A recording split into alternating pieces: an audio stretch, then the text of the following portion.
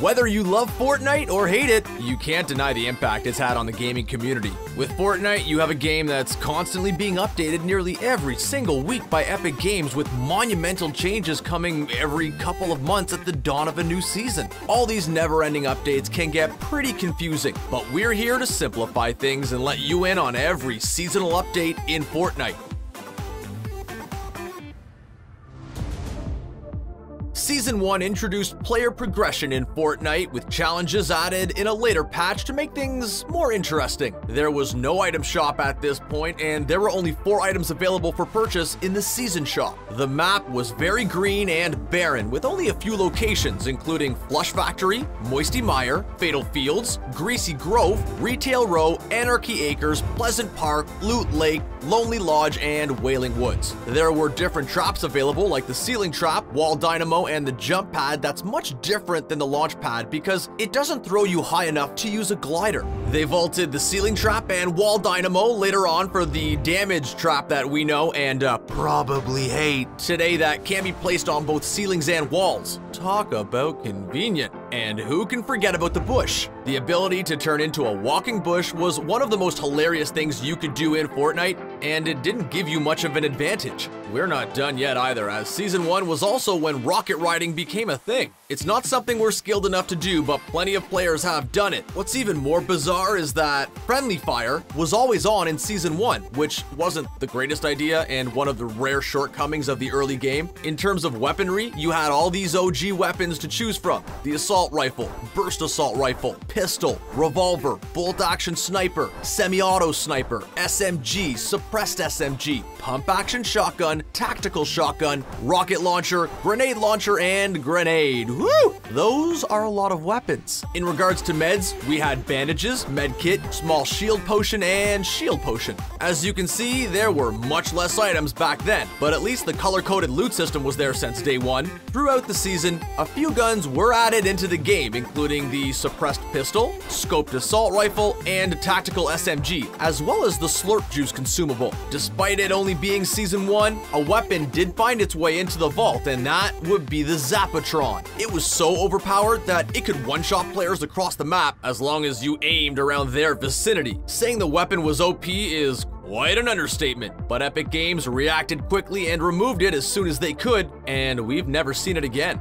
Our favorite moment of Season 1 was the original Fortnitemares. We'll get into the Season 7 version of it later, but the original Fortnitemares was nothing like it. There were no cube monsters wreaking havoc on the Fortnite map or anything like that. All Fortnite did was release some cryptic, spooky poems along with 2 skins, the Skull Trooper and the Ghoul Trooper, and a harvesting tool, the Reaper. These were extremely rare cosmetics until Fortnitemares 2.0. Back in Season 1, Fortnite was still only 30 FPS for console players, which wasn't impressive. But what was impressive was all of the crazy strategies we started to see. 1x1 towers were everywhere, and anyone who got a rocket launcher had the best weapon in the game. It was a much simpler time where the community was a bit nicer to each other. Oh, Season 1, we miss you so much. Season 1 laid the foundation of what was to come, and we certainly got more than we bargained for in Season 2.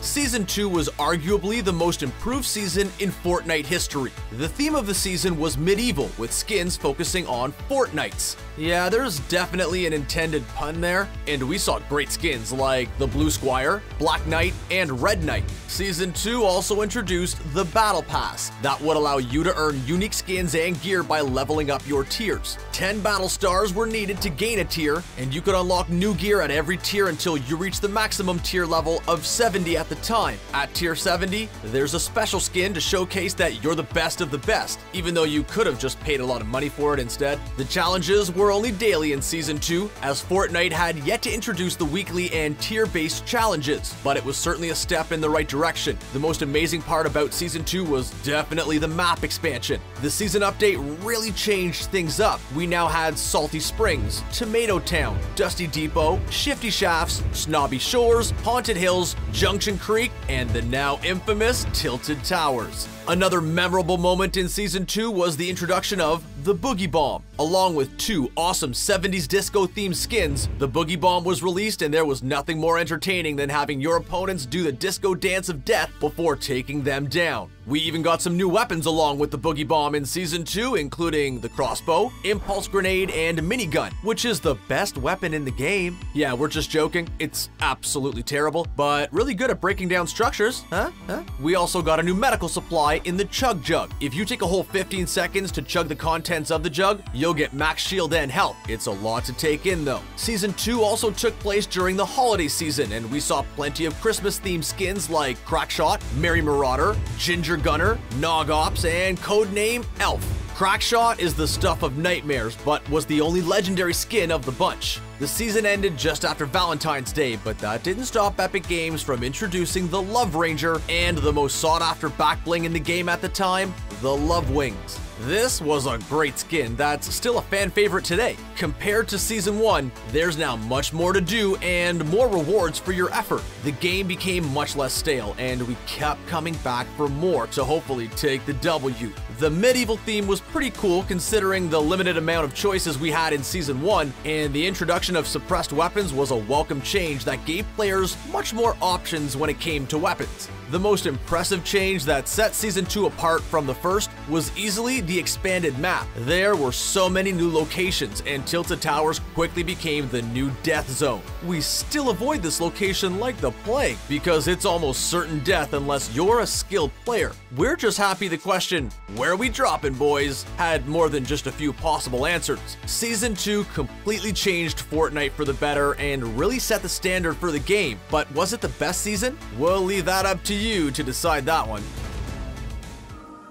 The theme of Season 3 was space, and there were so many good skins, from the Dark Voyager to the Reaper, better known as the John Wick skin. They improved the Battle Pass by adding weekly and tier-based challenges to go along with the daily challenges. They were very fun and forced you to explore the map and try out different weapons. There weren't nearly as many map changes, but we did get Lucky Landing to celebrate the Lunar New Year, and it's still there today. The game finally ran in 60 FPS on consoles, which was a much-needed change. Epic Games also improved first shot accuracy, which was a great decision. The first shot of every weapon was guaranteed to go exactly where the crosshairs aim. This change made shooting more skill-based and less random, which we can all appreciate. Weapon swap delay, on the other hand, sucked.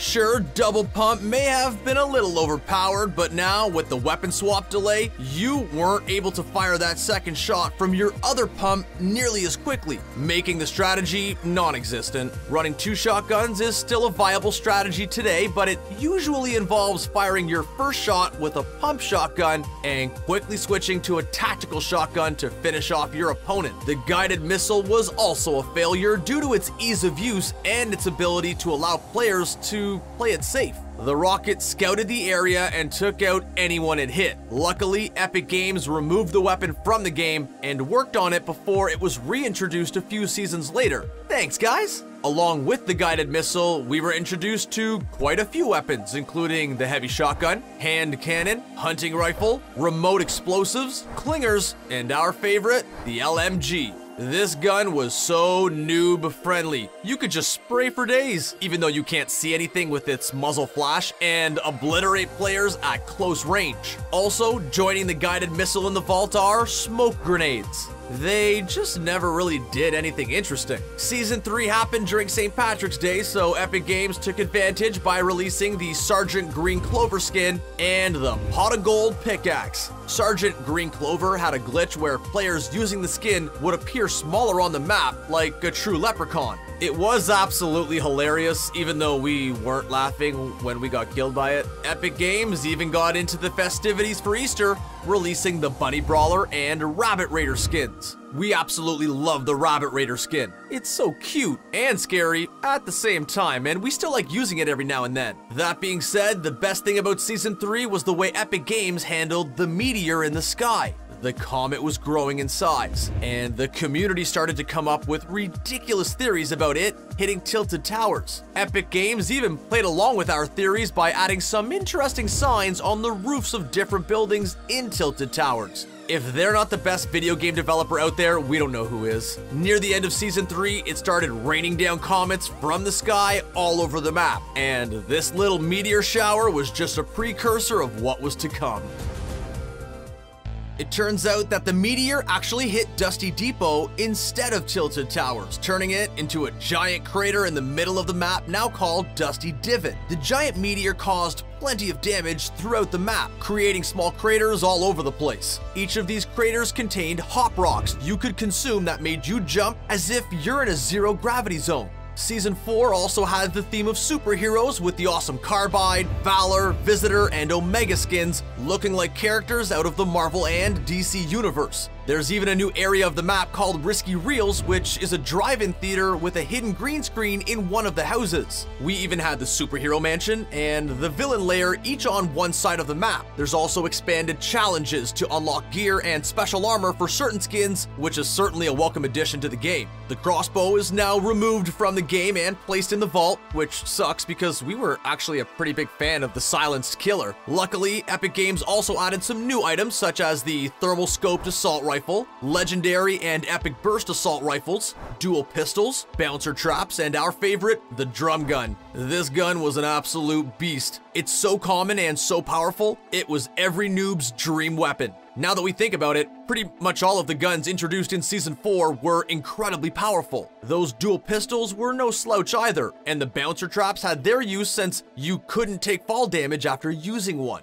We even got to see the first vehicle in Fortnite, the shopping cart. It was interesting to say the least. You had someone sit inside it while another person pushed it. It was the funniest vehicle we've ever seen, and we loved sending our friends flying down hills in this shopping cart. Season 4 is known for the rocket launch that would become the first real-time live event in Fortnite history, where players put their differences aside and watched what was going on. It became the first of many to come after it, but it wasn't fun for everyone. Some players, like Elemental Ray, used this as a chance to set the world record for kills in a game, eliminating 48 players instantly. Come on, man. Let everyone enjoy the once-in-a-lifetime event. Just kidding. We would have done the same thing. The rocket launch itself was quite impressive. The sounds the rocket makes as it starts its thrusters just hyped everyone up even more, which we didn't even think was possible. It started flying into the sky, doing typical rocket things, but out of nowhere, everything changed. The rocket transcended time and space and made its way towards Tilted Towers before being destroyed by an invisible force field that we would later learn is called a rift.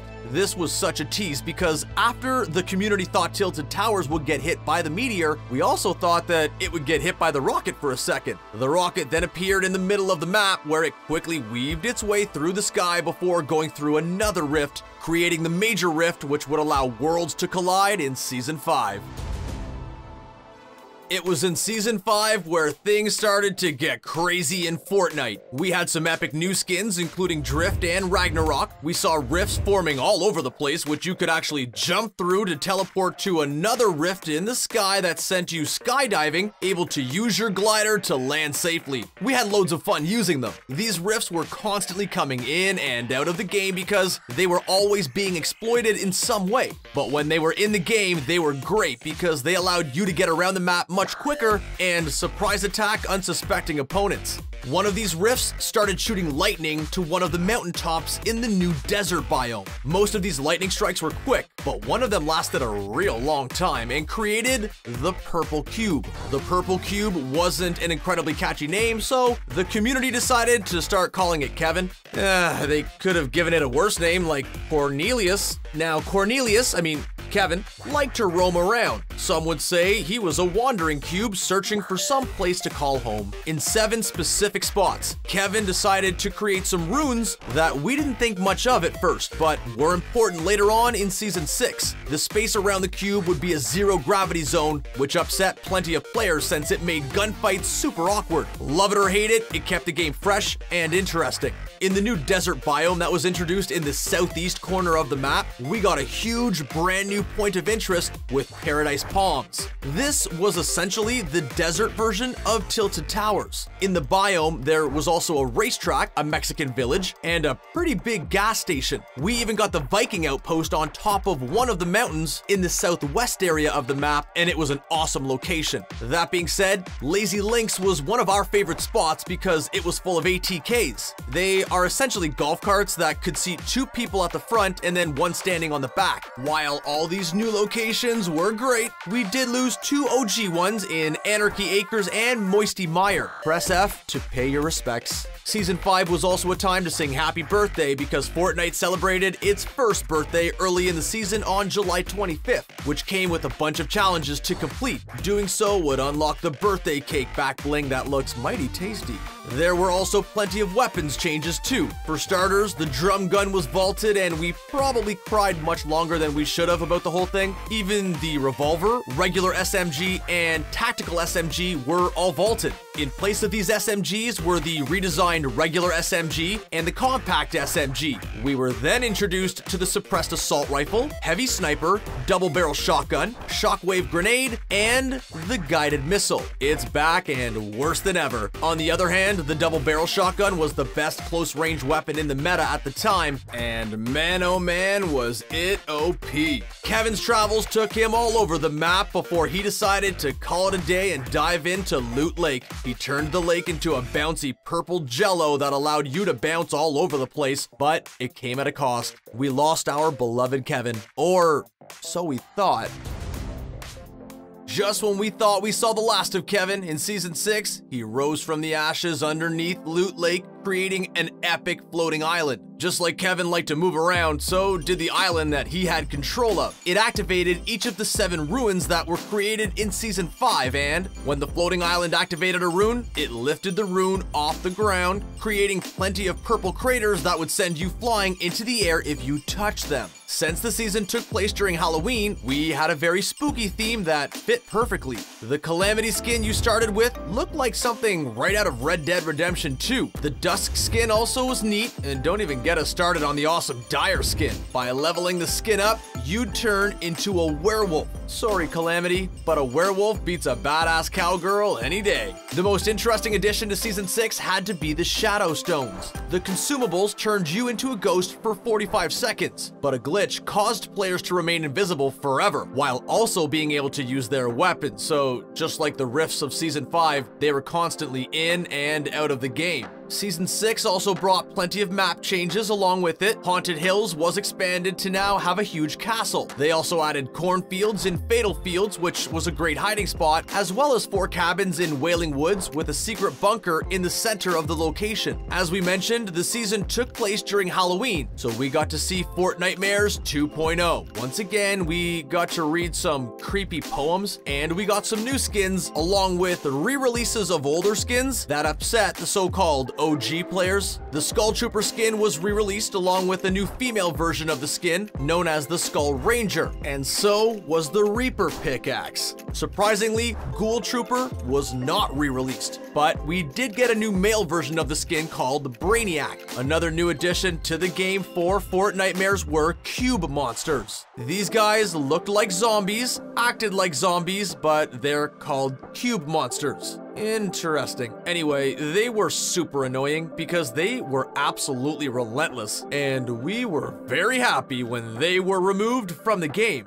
October is a popular month for festivities, and Fortnite got in on the action releasing some Oktoberfest skins that were a bit odd, although we'd kill for a beard like Ludwig's. Since rifts were removed permanently in Season 6, we needed another way to get around, so Epic Games gave us the Quad Crasher. This vehicle is amazing. It comes with a boost that could turn it into a plane, and it can even drive straight through structures, meaning no one was safe. In terms of weapon changes, we now had the heavy assault rifle, 6-shooter, and quad launcher. The quad launcher was the most interesting of the bunch since it sounded super OP on paper, but just ended up being a solid weapon best used for taking out structures. In the vault, we now had the LMG, suppressed SMG, dual pistols, guided missile, semi-auto sniper, impulse grenades, remote explosives, and bouncer traps. Not only were the dual pistols vaulted, but so was the LMG. It's safe to say we weren't happy at all about these changes, but we quickly got used to them. Later in the season, the floating island made its way back to Loot Lake and broke into 4 pieces. It turns out Kevin became unstable and blew up, sending players to a magical mystery dimension before being sent back to a completely revamped Loot Lake. It's now a group of small islands with something looking like Stonehenge in the middle, made out of remnants of the cube.